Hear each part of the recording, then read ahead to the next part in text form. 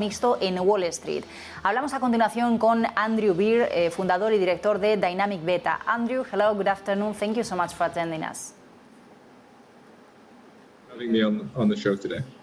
So we expected to have seen peak inflation in the US in April. However, with today's data and gasoline prices at record highs, will we continue to see inflation pressures in the near term?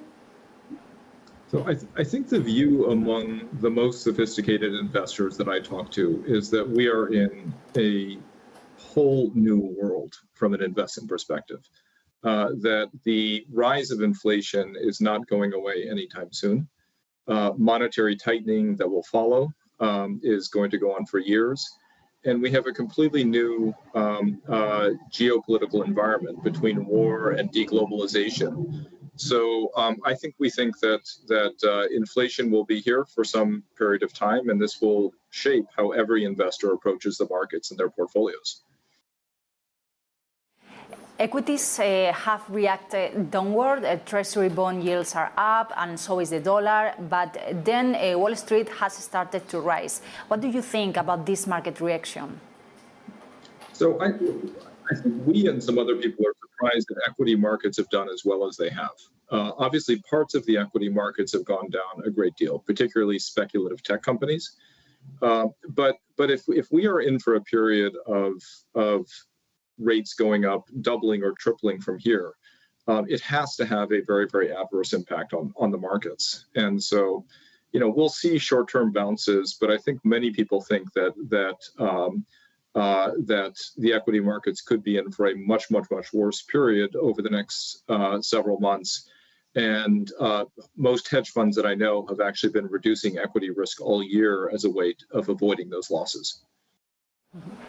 Do you think that today's data add more pressure on the Federal Reserve to raise rates aggressively, or do you see a risk of recession in the US in the face of a stimulus withdrawal? I think we have both. I think right now we have. It's clear that the Fed needs to raise rates. The debate right now is on how much they'll raise rates. And I don't think, remember just a year ago, most people thought that the Fed would not be raising rates at all in 2022. The inflation problem is not going away. I think the question is whether the Fed drives the economy into a true recession or a very deep recession, or whether they're able to bring down economic growth and inflation without that. Nobody knows at this point. But I think what it does mean is that at least in the near term, understanding inflation and its implications and monetary tightening its implications will be the dominant investment themes in the investing community for the next year. Andrew Beer, thank you so much for being with us. Have a nice day. Thank you very much. Bueno, pues ahí teníamos parte también del análisis que nos daba Andrew.